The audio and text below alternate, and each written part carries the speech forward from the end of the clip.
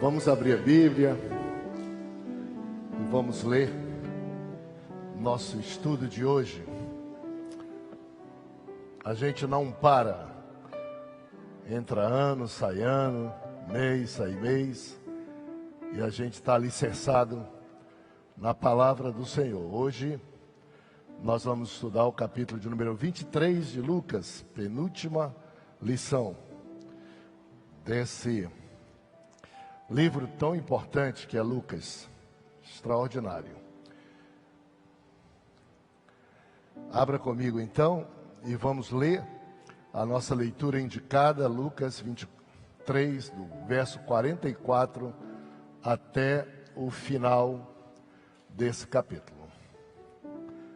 Leiamos juntos. Já era quase a hora sexta, e escurecendo-se o sol, houve trevas sobre toda a terra, até a hora nona. E rasgou-se pelo meio o véu do santuário. Verso 46, eu vou ler, vocês leiam o 47, do capítulo 23. Então Jesus clamou em alta voz: Pai, nas tuas mãos entrego o meu espírito. E dito isto, expirou. Vendo o centurião que tinha acontecido, deu glória a Deus, dizendo: verdadeiramente, este homem era justo. E todas as multidões reunidas para este espetáculo, vendo o que havia acontecido, retiraram-se a lamentar, batendo nos peitos. Entretanto, todos os conhecidos de Jesus e as mulheres que tinham seguido desde a Galileia permaneceram a contemplar de longe estas coisas. E eis que certo homem, chamado José, membro do Sinédrio, homem bom e justo, não tinha concordado com o desígnio e ação dos outros, natural de Arimateia, cidade dos judeus, e que tinha esperado o reino de Deus. tendo procurado a Pilatos, pediu-lhe o corpo de Jesus. Tirando do madeiro, envolveu no lençol de linho e o depositou num túmulo aberto em rocha, e onde ninguém havia sido sepultado. Era o dia da preparação e começava o sábado. E as mulheres que tinham vindo da Galileia com Jesus, segundo viram o túmulo e com o corpo foram ali depositado. Vamos ler juntos o último verso. Então se retiraram para preparar o aromas e bálsamos, e no sábado descansaram, segundo o mandamento. Tome assento. Muito obrigado pela colaboração de todos vocês. Nós estamos encerrando nosso estudo do livro de Lucas. No próximo domingo, o último capítulo de número 24. Muito bom. Queria mostrar para vocês o que é que nos espera já aqui no Templo Central. No último domingo do ano a gente vai começar. Nós fazemos nossos estudos uma semana antes, porque é gravado e distribuído para todas as igrejas. São dezenas de milhares que utilizam esse estudo, e aqui funciona como um laboratório, um preparatório. E a gente vai sempre um domingo antes. Olha o que é que nos aguarda no último domingo desse mês e no próximo trimestre. Nós vamos estudar algo bonito que já está disponível para todos vocês que quiserem começar e pegar tudo que vocês possam. Cadê a câmera? Vem cá, câmera, por favor, que eu acho que eu consigo melhor do que eu... está aqui atrás. Desculpa, deixa eu ver se eu... Bom, ver se eu aproveito aqui para... O que nos aguarda já nesse trimestre é o estudo de Jó, Provérbios, Eclesiastes, Cântico dos Cânticos. Nós estudamos o mesmo assunto com adolescentes, com crianças de todas as idades, o que é um trabalho bem dedicado. Que eu saiba, fazendo um estudo acurado, pela primeira vez, está sendo proposto se estudar esses livros todos, mas principalmente Cântico dos Cânticos, que nas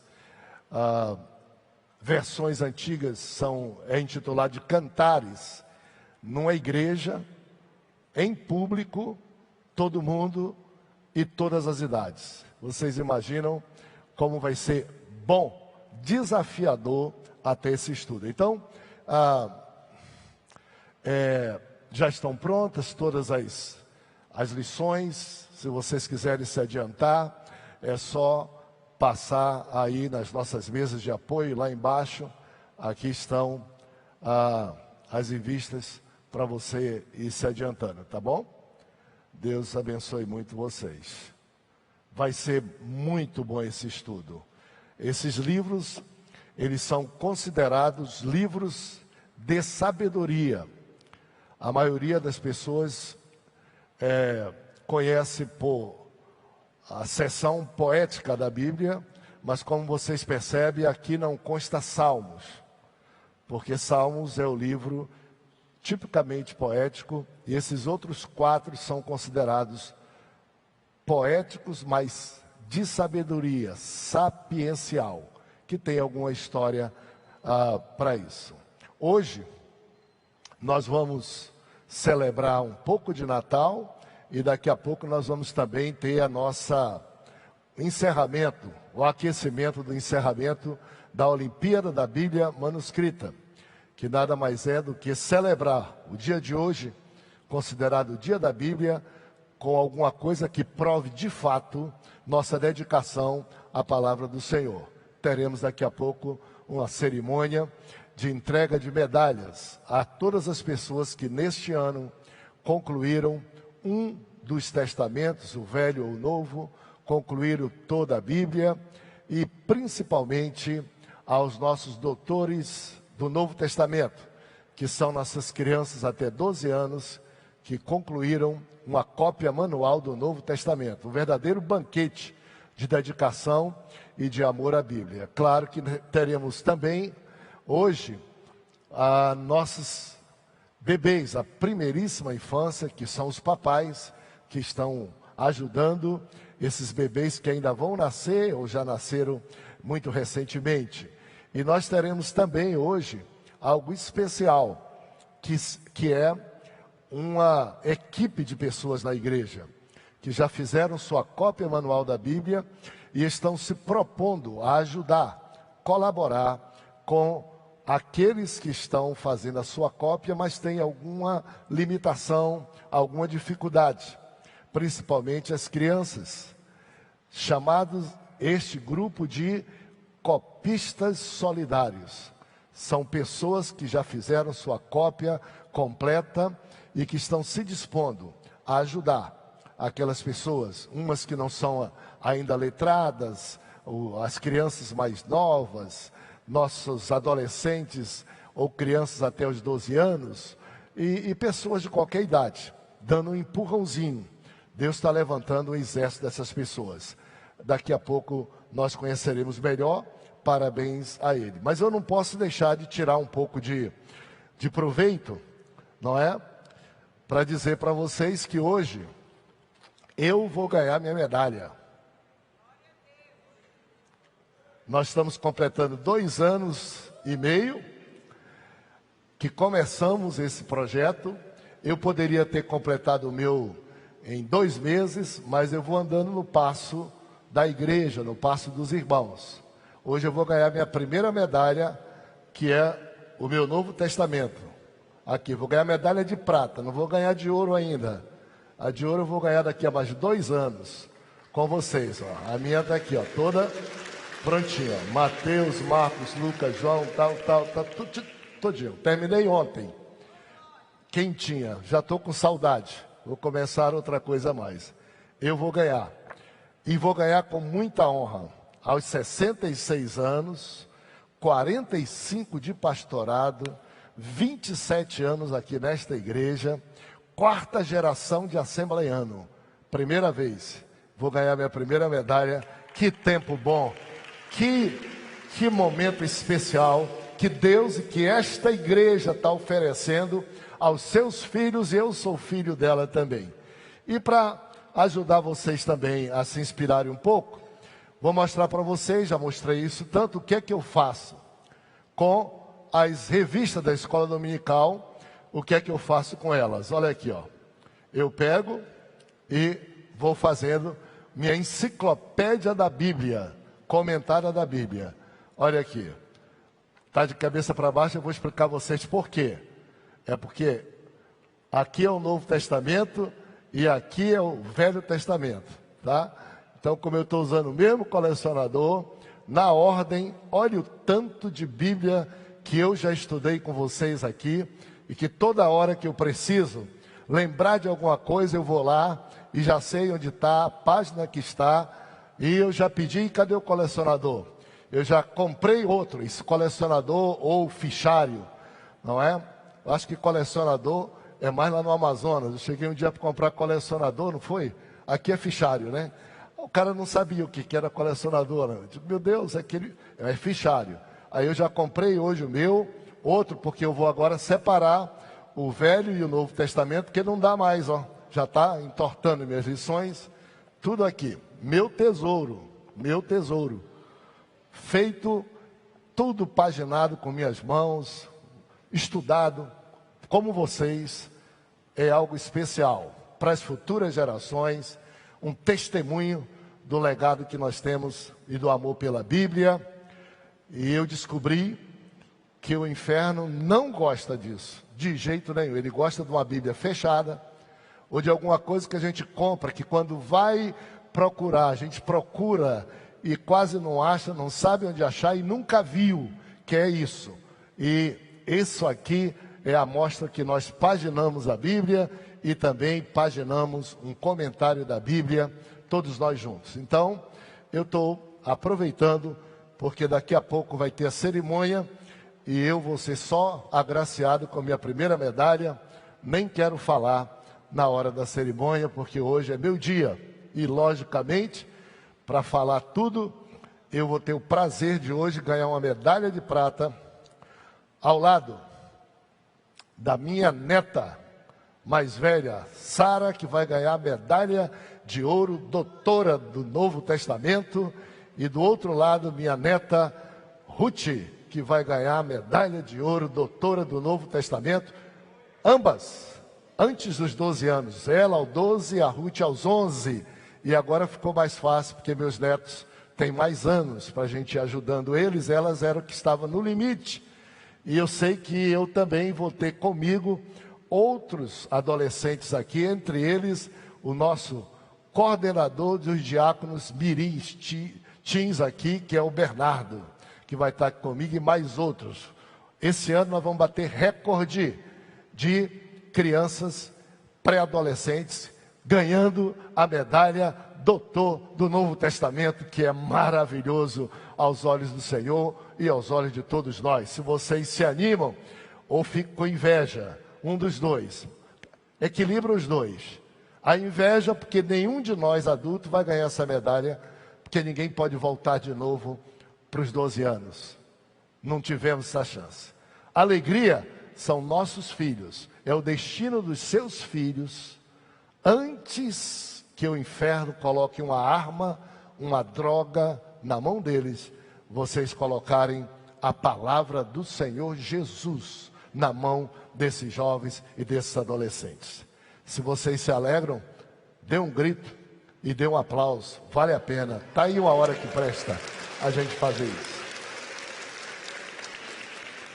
Hoje, o nosso estudo, como estamos fazendo, é um estudo que eu vou abreviar bastante, tá?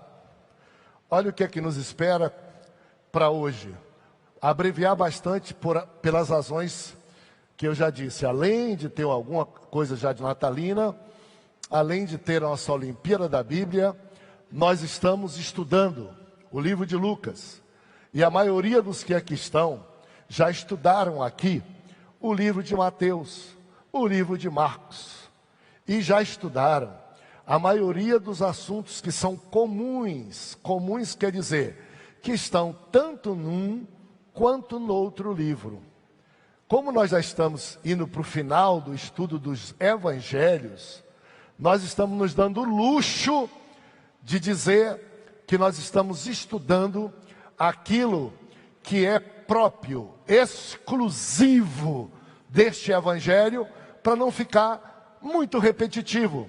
E erradamente as pessoas imaginarem que Mateus, Marcos, Lucas e João são tão iguais, que lendo só um, já leu todos. Quando na verdade, cada um deles trazem peculiaridades, exclusividades que são verdadeiros tesouros. E por que nós estamos estudando aqui? Quem não estudou ainda, continue que você vai estudar. Nós estamos fazendo o trabalho de trazer esses evangelhos, chamando a atenção para aquilo que tem de exclusivo ou de mais detalhado no evangelho. A gente tem que tratar de todo o capítulo, mas eu vou selecionar o que há de próprio desse evangelho. Então, o que nos espera hoje, empreste a voz de vocês. Parabéns vocês que no feriadão não esqueceram da casa de Deus. No começo de Natal, quando todo mundo já está trabalhando mais nos comércios ou querendo comprar presentes, nunca deixe de dar prioridade ao aniversariante e a casa dele e a palavra dele. Venham sempre aqui, passe por aqui, depois vão para o shopping, depois saiam para a viagem, mas dê uma passada por aqui na casa de Deus conosco. Me empreste a voz e vamos lá. Qual é o tema do nosso estudo hoje?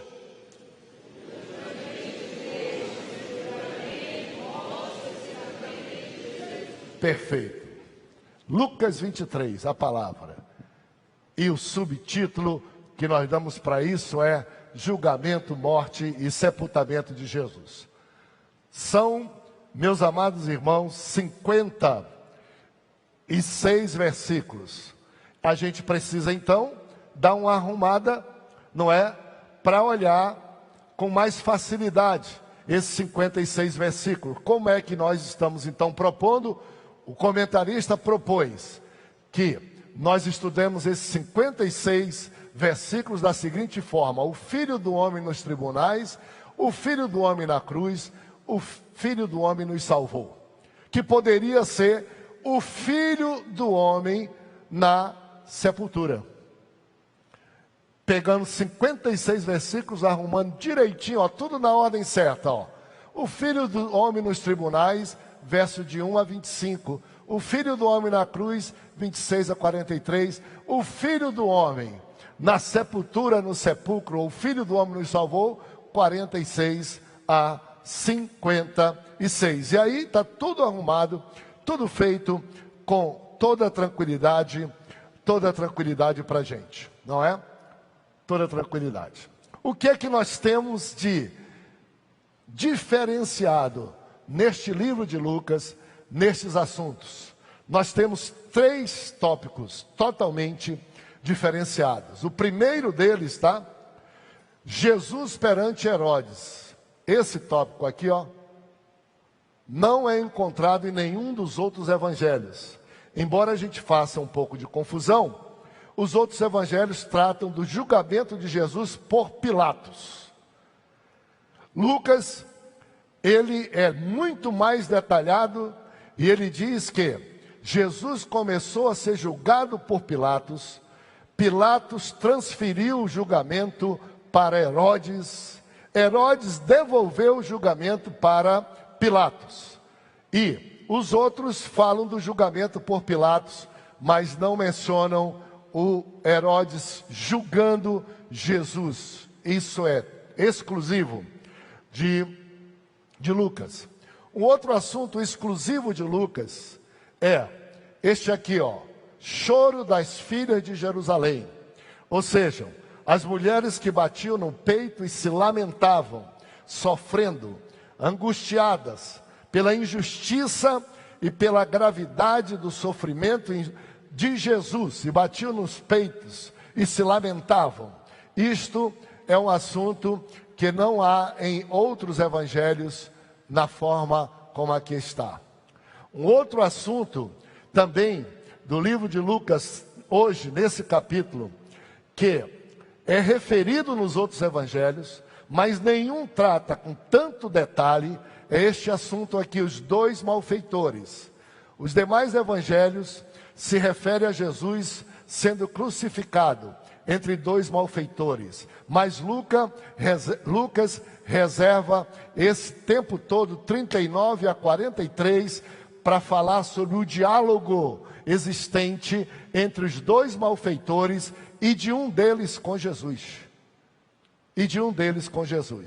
Isso nós temos como sendo próprio, muito próprio, só de Lucas. E neste terceiro ponto aqui, neste ponto maior, que é um resumo, Jesus nos salvou, nós temos algumas pequenas preciosidades. Por exemplo, duas frases que só são encontradas em Lucas, pronunciadas por Jesus. Quando chega a época da Páscoa, se faz muito sermão acerca das 7 frases ou palavras de Jesus na cruz do Calvário. Duas frases dessas são exclusivas de Lucas. E uma delas é: perdoa-lhes porque eles não sabem o que fazem. Na sua crucificação, Lucas chama atenção para isso. Quando ele chega para começar a ser julgado e a injustiça, Jesus pronuncia essa palavra: perdoa-lhes porque eles não sabem o que fazem. E a segunda frase sintomática é: nas tuas mãos entrego o meu espírito. Atenção para isso. Nas tuas mãos entrego o meu espírito, que equivale a está consumado, dito pelos demais evangelhos. Mas há uma graciosidade muito grande em Lucas, quando ele transmite, e ele é um doutor, não é um médico, a humanidade dele, ele transmite o coração amoroso de Jesus. No meio do sofrimento,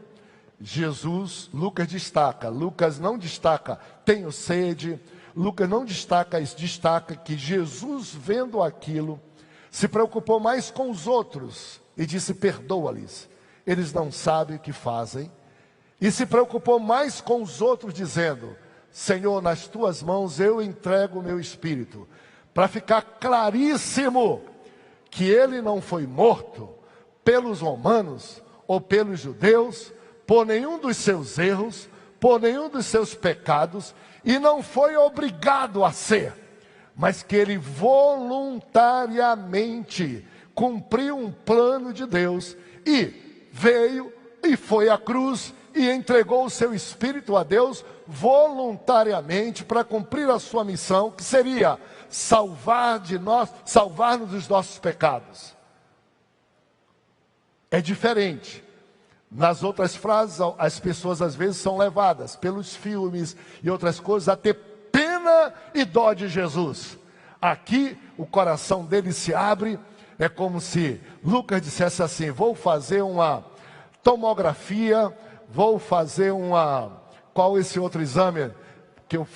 Uma ressonância magnética para mostrar para vocês coisas que vocês não veem. No coração de Jesus, ao mesmo tempo que teve uma angústia no Getsemane, quando chegou a hora, ele disse: Pai, perdoa-lhes, eu vou morrer, tudo certo, tudo tranquilo. E na hora final, ele disse: nas tuas mãos está entregue o meu espírito, a obra da salvação, tudo está nas tuas mãos. Que coisa maravilhosa. Eu vou rapidamente comentar um pouquinho sobre esse diferencial do livro de Lucas, para hoje a gente terminar mais cedo e privilegiar o Natal e também privilegiar um pouco nossa maratona, nossa Olimpíada. Deixa eu fazer 2 registros hoje também, parecendo um pouco com Lucas, o doutor Lucas, mostrando também o coração pastoral meu. Hoje está aniversariando uma pessoa simbólica para nós, essa igreja, que faz um trabalho extraordinário, nunca no púlpito, que é o nosso irmão Eliezer. Eliezer ou Eliezer, eu sempre mudo a acento. Fica em pé. E a Silvana lá, onde é que está ele? Deve estar escondido em algum lugar. arraste ele para cá. Ele é o nosso coordenador da missão de diáconos da igreja do Senhor Jesus. Quando você terminar aqui, se ele não puder chegar, dê um abraço. Ele e a Silvana são dedicados dia e noite. Atenção, eles são voluntários. Nenhum desses diáconos recebe um tostão. Pelo contrário, dão oferta e dízimo para poder ser diácono, senão não podem ser. E eles estão dia e noite trabalhando aqui na casa de Deus. Eles estão aniversariando. Mesmo na ausência deles, vamos aplaudir esses amados irmãos. Que maravilha. Ele deve estar chegando. Ao sair daí, faça uma deferência. Eu soube hoje, eu ia falar, segundo o registro que eu ia dizer para vocês, estava hoje pela madrugada, pela manhã, lendo a Bíblia, pensando como abordar os assuntos aqui com vocês. E uma das coisas curiosas, eu estava lendo, a gente está se despedindo do livro de Lucas. Como foi bom, extraordinário, segura ele aí. Como foi bom, extraordinário, ver um evangelho de Jesus, escrito por um gentil, não era judeu. E um homem altamente preparado, e preparado numa ciência que humaniza todo mundo. Médicos. Médicos, eu não sou frustrado, mas eu queria ser médico. E Jesus me chamou aos 16 anos para ser pastor, que é médico de vidas, e de espírito e de alma. Não sou frustrado, mas se não tivesse sido chamado, seria médico. Que coisa mais linda do mundo. Eu olho o trabalho de um médico, tirar dor, sofrimento de pessoas. É maravilhoso. Um oftalmologista, eu fico com inveja. Ele pega e faz uma cirurgia de catarata e a pessoa volta a enxergar. Um implante de córnea e a pessoa volta a ver. Que coisa linda, não é? Os médicos. E eu estava dizendo, que privilégio ter na Bíblia. E aí na minha alma veio outro privilégio. Todo domingo, sentado aqui nesse templo, há vários médicos e médicas. Vários. E de vez em quando vocês veem uma voz firme, lendo os versículos da Bíblia para ajudar os pastores. Leia aí, leia ali, leia acolá. E tem uma voz firme de uma mulher. Esta mulher é médica. E não foi eu que mandei ela ler, não. E nem escolhi para que lesse. Mas para vocês verem a nobreza da fé cristã. Uma médica, um médico, como Lucas, dedicado a estudar e a seguir e a ajudar a palavra do Senhor. A Rebeca chegou agora para mim dizendo que Jesusidentemente, e eu não ia falar por causa disso, ia falar só por causa desta coincidência bonita, médicos na igreja, médicos escrevendo o evangelho, médico querendo ler um verso da Bíblia, poderia estar ganhando rio de dinheiro agora no plantão, ou descansando em casa. Médicos aqui, lendo um versículo da Bíblia, que a doutora Denise Ferraz está aniversariando hoje também, é verdade? Então, cadê o Eliezer e a Silvana? Fica em pé. Metade da igreja vai comer churrasco com ele, de graça. E outra metade com a doutora Denise. Fique em pé, doutora Denise. Há mais pessoas aniversariando aqui hoje? Por favor, fiquem em pé, todos que aniversariam. Opa, olha lá, o Pedro aniversariando, mais gente. Vamos então aplaudir esse aniversário. Opa, meu irmão querido ali, na igreja, gente, domingo pela manhã. Que coisa extraordinária, tá? Que coisa extraordinária. Deus abençoe vocês. Muito bom.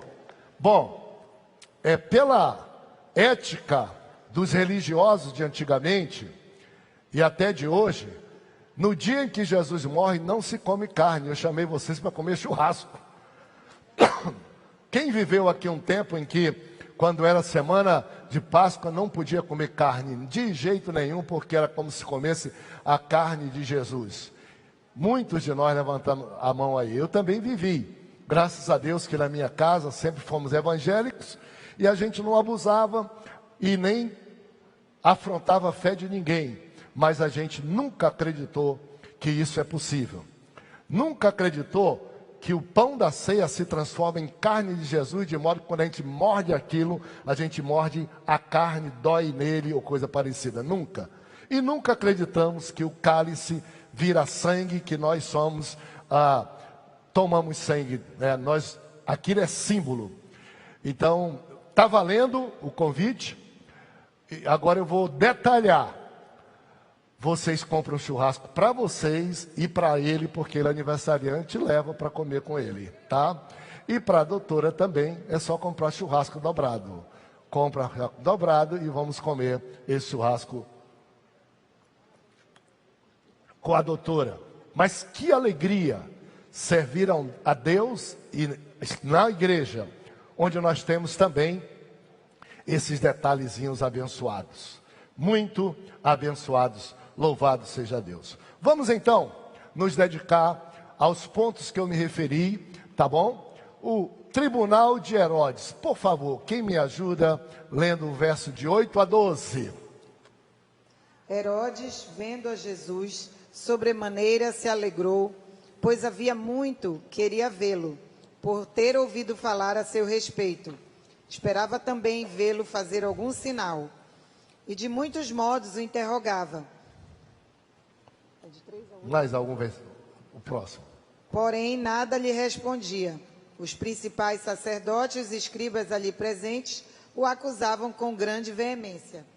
Mas Herodes, juntamente com os da sua guarda, tratou-o com desprezo. E, escarnecendo dele, fê-lo vestir de um manto aparatoso e o devolveu a Pilatos. Naquele mesmo dia, Herodes e Pilatos se reconciliaram, pois antes viviam inimizados um com o outro. Olha que coisa bonita. Quais as implicações disso? Primeiro, Jesus estava sendo julgado em Jerusalém, a capital do estado de Israel, e nas redondezas ali.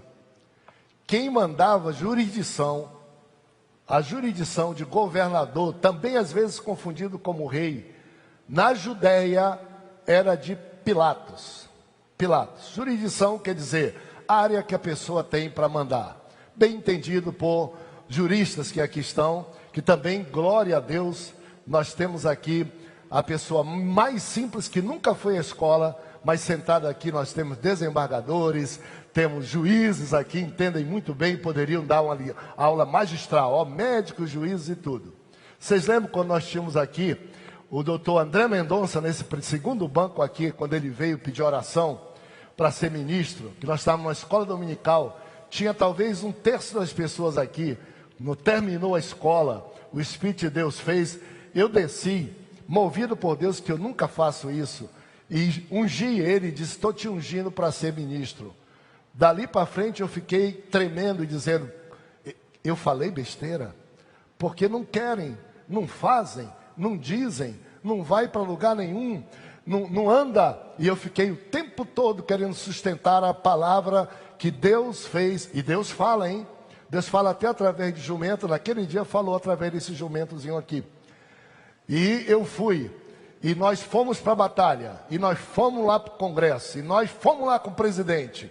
E aí nós temos um ministro, sal da terra e luz do mundo no Supremo Tribunal Federal do Brasil.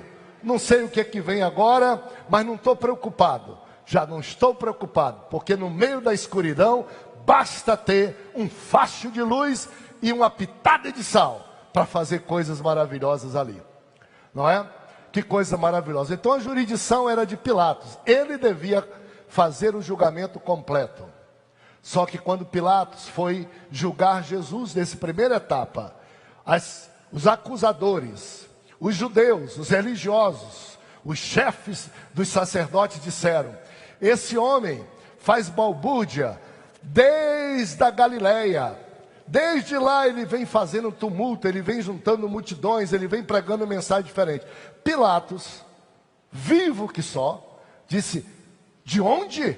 Eles disseram, da Galileia. Disse, eu vou me livrar desse pepino. Estou olhando aqui alguns advogados, juízes, aqui promotores. Como é que faz? Vou passar, eu vou a palavra correta é: eu vou declinar a minha competência e vou sair dessa fria. Veio da Galileia? Então, ó, da Galileia, o governo lá é de Herodes. Manda para Herodes. A Bíblia diz, no livro de Lucas, que naquela época, que era a época da Páscoa, Herodes também estava em Jerusalém. Então não precisava mandar Jesus lá para a Galileia. Herodes estava em Jerusalém, a jurisdição era dele, Pilatos mandou para ele. Diz a Bíblia que eles eram inimigos e não falavam. E claro, quem tem um amigo como Pilatos, que lava a mão e manda para Herodes, não precisa ter inimigo. Ele mostrou que era inimigo de Herodes mesmo. Disse: rapaz, te vira com isso aí. Por duas razões. Uma, eu não vejo erro nesse homem, minha consciência não me manda. Segundo, eu não quero ver tumulto aqui contra mim, então te vira por aí. E o que a Bíblia disse? E nós lemos.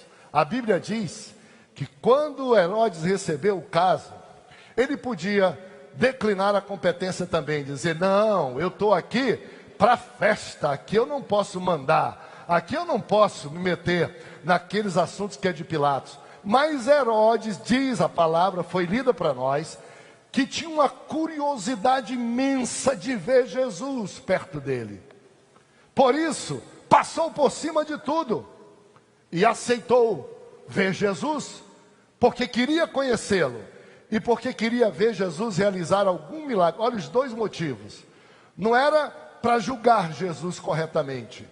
Pela curiosidade egoísta dele, ele aceitou o caso de julgar, porque ele queria ver Jesus fazendo milagres.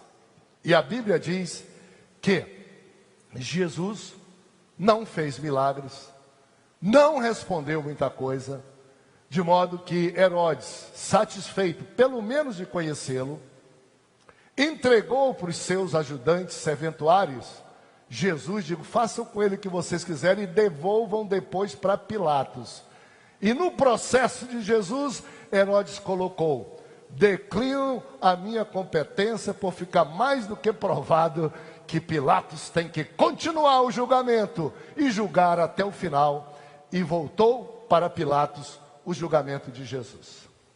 Outro detalhe interessante de Lucas e de Herodes, diz a palavra do Senhor: naquele dia, Pilatos e Herodes fizeram as pazes, porque eles eram inimigos, brigadores um com o outro, e naquele dia eles fizeram as pazes. Ou seja, vamos nos entender, porque senão Roma vai pegar e vai recolher a gente, tirar a autoridade da gente, vai culpar a gente.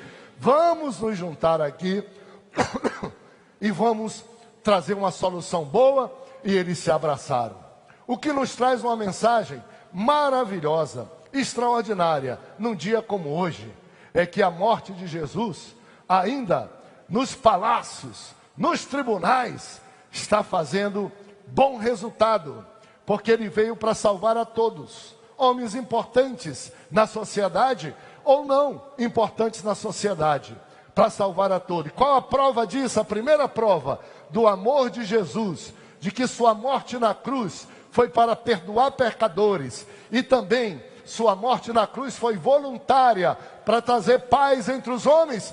Começou logo com os maiores adversários entre si, Herodes e Pilatos, que no julgamento de Jesus, eles chegaram à seguinte conclusão: os dois, este homem não é digno de morte, este homem não tem por que ser crucificado. E ambos conversaram sobre Jesus. E eu acho que Pilatos testemunhou para Herodes, porque em Mateus tem uma passagem muito interessante. Se na hora que Pilatos estava julgando Jesus e que ia passar para Herodes, Pilatos estava julgando Jesus, ele recebeu um bilhete, uma mensagem da sua esposa, dizendo assim: meu marido Pilatos, hoje à noite eu tive um sonho. E este sonho me dizia que este homem é um homem justo, é o Filho de Deus. Não se meta nessa causa.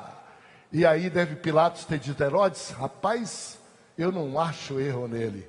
Tem cada coisa estranha nesse homem. Ele é doce, ele não se defende, ele não responde, ele não ataca ninguém.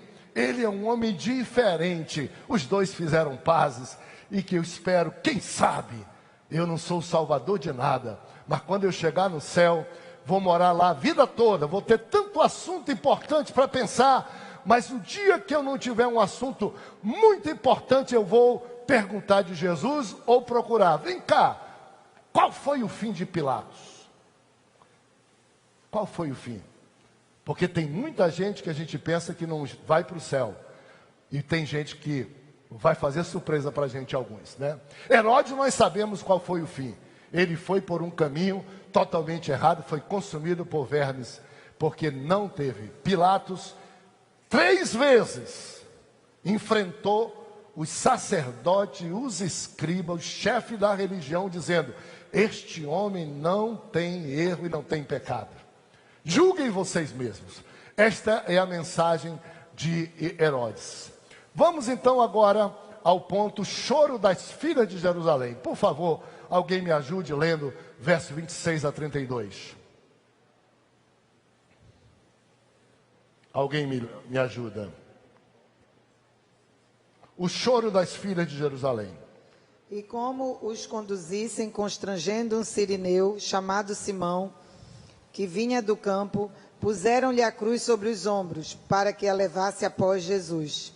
Seguia-o numerosa multidão do povo, e também mulheres que batiam no peito e o lamentavam. Porém Jesus, voltando-se para elas, disse: filhas de Jerusalém, não choreis por mim, chorai antes por vós mesmas e por vossos filhos. Porque dias virão em que se dirá: bem-aventuradas estéreis, que não geraram nem amamentaram. Nesses dias dirão aos montes: caí sobre nós, e aos outeiros: cobri-nos. Porque se em lenho verde fazem isso, que será no lenho seco? E também eram levados outros 2, que eram malfeitores, para serem executados com ele. A crucificação de Jesus teve a fase julgamento, a fase caminhada para a cruz, a fase crucificação e morte, e teve a fase ressurreição e ascensão. Na caminhada, carregando a cruz, para ser crucificado, como diz o Filho do Homem na cruz, tinham vários grupos de pessoas, eram muitas acompanhando, vários. Simão Sirineu saiu da multidão e ajudou. Os soldados batiam impiedosamente em Jesus. Os discípulos seguiam de longe, mais oculto. A turba dizia: crucifica-o, açoita-o, mata-o. E Lucas registra que havia um grupo de pessoas que chamou a atenção de Jesus. Eram mulheres, filhas de Sião, que batiam no seu peito, nos seus seios, e clamavam, dizendo que isso não poderia ser de modo nenhum feito com Jesus. Vocês viram a leitura do verso 26 ao verso 32. Essas mulheres todas, elas diziam, seguia multidão de mulheres que batiam no peito, lamentavam, choravam, gritavam, a alma delas estava doendo. Chamou a atenção de Jesus, como sempre chamou a aflição de pessoas. Lembram da mulher com fluxo de sangue, que não gritou, mas tocou? Lembram da mãe do jovem de Naim? Lembram de tantas outras mulheres? Jesus, voltando-se para ela, disse: filha de Sião, não chorem por minha causa. Chorem por vocês, pelo povo de vocês, pelo que o povo de vocês está fazendo comigo, por aquilo que ele espera vocês. Olha que coisa boa. Jesus, até numa hora de aflição dele, consolava as outras pessoas.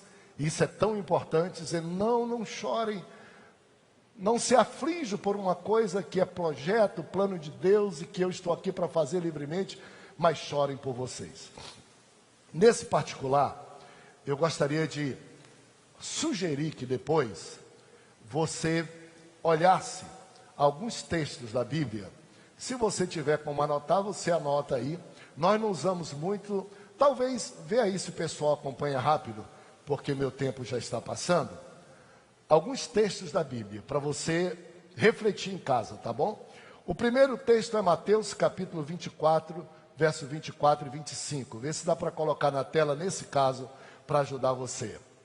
Eu não uso procurar textos fora, mas nesse caso. Olhe, 27, verso 24 e 25. Mateus 27, verso 24 e 25. Mateus, eu estou falando, é isso mesmo? É? Gente, 24 e 25. Vendo Pilatos, pelo contrário, perante o povo, dizendo: estou inocente. Esse é o verso de número 24. Vai para o 25, então. Tá certo. Então, volta para o 24. Tu está usando outra versão, né? Agora, vamos lá. O verso 24 do capítulo de número 24. Olha só. Lembre-se que nós estamos estudando aqui de mulheres que estavam chorando, se lamentando pelo sofrimento de Jesus. Jesus disse: não sofram por mim, pensem em vocês, no povo de vocês, da fé que vocês têm, do que vocês estão fazendo, mulheres. Pensem sobre isso. Aí, olha aqui o que diz. Vendo Pilatos que nada conseguiu, antes, pelo contrário, aumentava o tumulto, mandando vir a água, lavou as mãos perante o povo, dizendo: estou inocente do sangue desse justo. Fique o caso convosco. A última tentativa de Pilatos de livrar Jesus. Verso 25. Olha o que diz.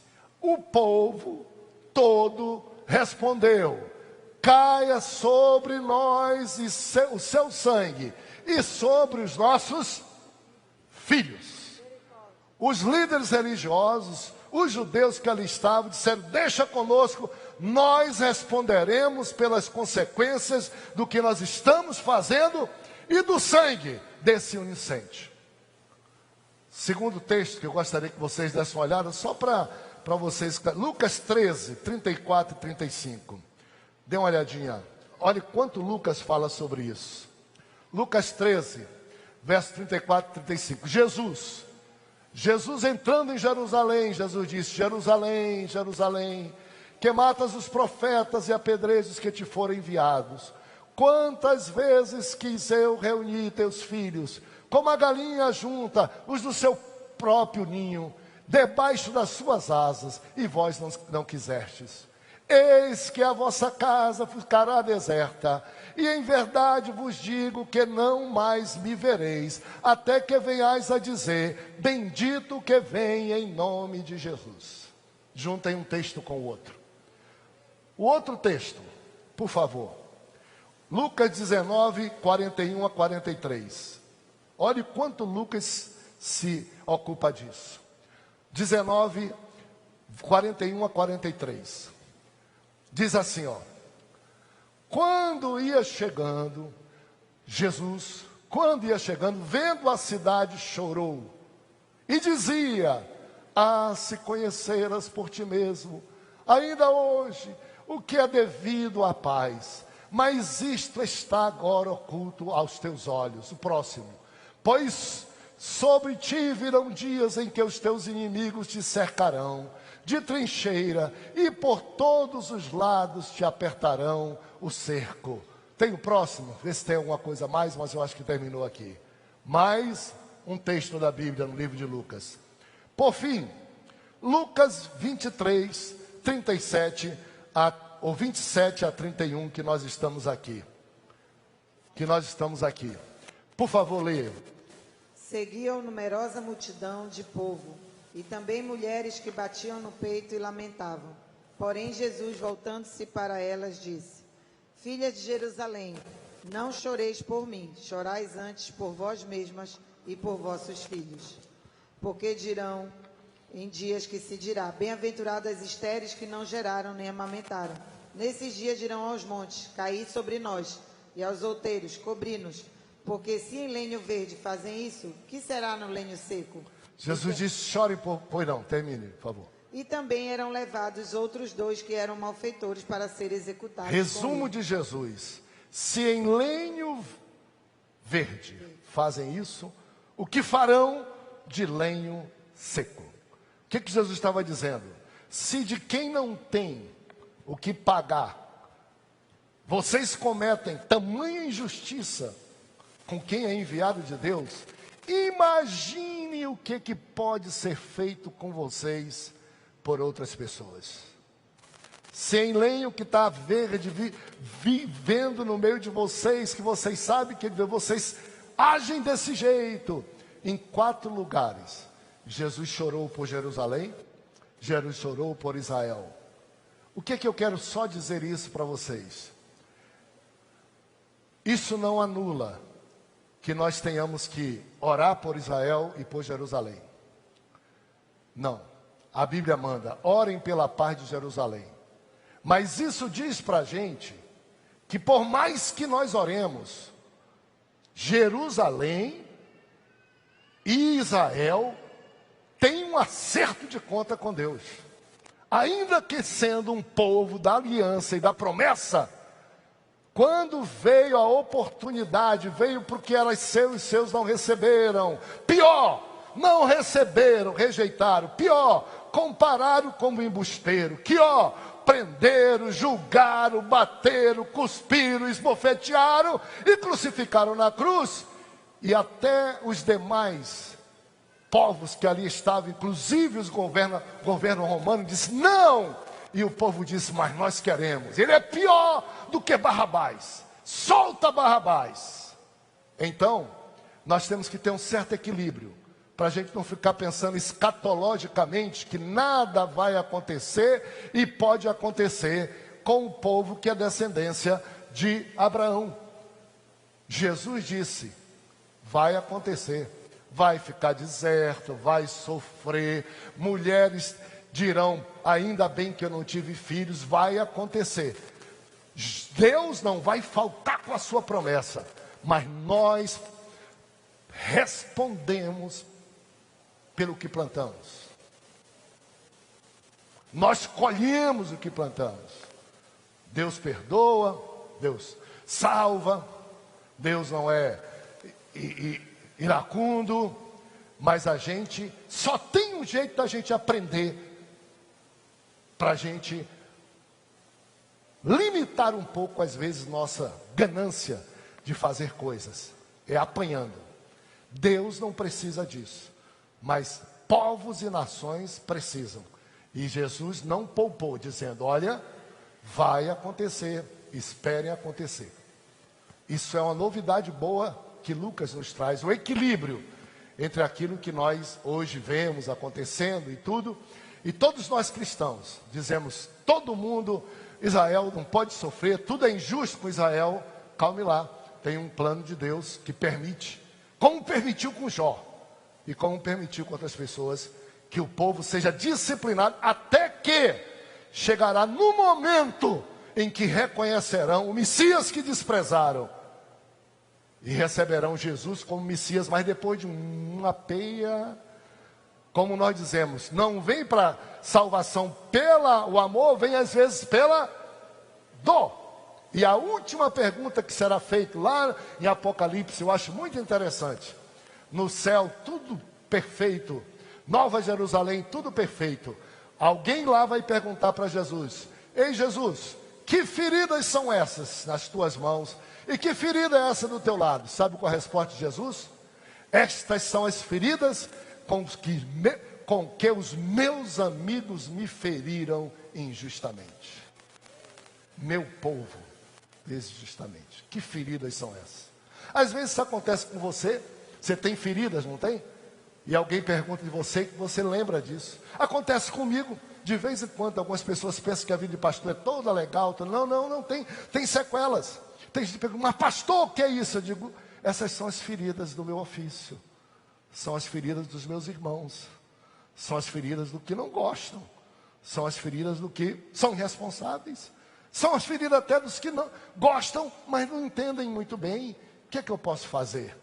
Tudo o que a gente faz, a gente leva marcas. E Paulo disse: levo no meu corpo as marcas de Cristo Jesus. Louvado seja Deus. Fique em pé. Louvado seja o nome do Senhor. Eu termino então lembrando para você duas coisas que eu disse que estão aí, eu apontei, mas sem me deter nelas. A primeira delas, Jesus preso entre dois malfeitores, como quem diz: você é pior do que eles.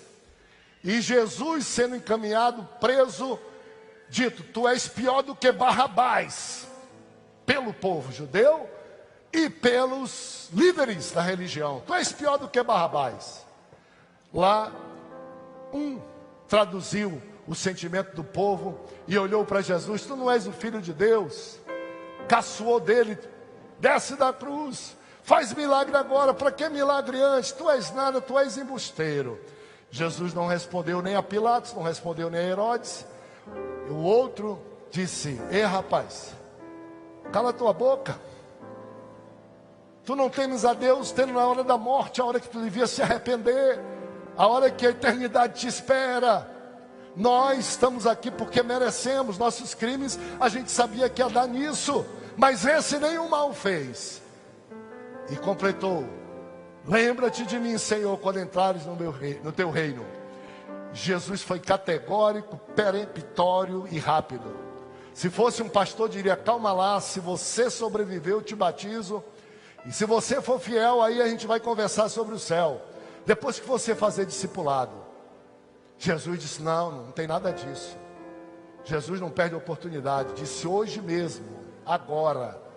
Olha, se passasse por uma convenção, se passasse por um ministério, e até por a igreja do Senhor Jesus, se eu fizesse isso, ia se levantar algumas pessoas, não são todas, mas algumas, dizendo: você não pode, pastor. Como é que você acredita num cara bandido, safado, criminoso, só porque disse: lembra-te de mim, e você botou ele no céu? Cale sua boca. Você queria mandar ele para o inferno? Você acha que Jesus perde a oportunidade? Você acha que Jesus se submete ao capricho das pessoas que querem penalizar alguém que quer ir para o céu, dizendo: você não pode ir para o céu? Você não pode se batizar, você não pode tomar ceia, você não pode isso. Quem é que pode? Eu ou Deus? Jesus, ele disse, acabou. Quanto papo às vezes se discute, não é? Eu sempre digo, tinha tanque batismal aqui, e eu cheguei algumas vezes no culto, preguei, quando foi a hora do convite, eu entrei no tanque batismal, algumas pessoas lembram. Quem quer aceitar Jesus, ir para o céu, servir a Jesus, vem aqui. E eu batizei. A tempestade foi violenta. Só não pode, porque batismo não pode ser assim. Eu digo: rapaz, te coloca no teu lugar.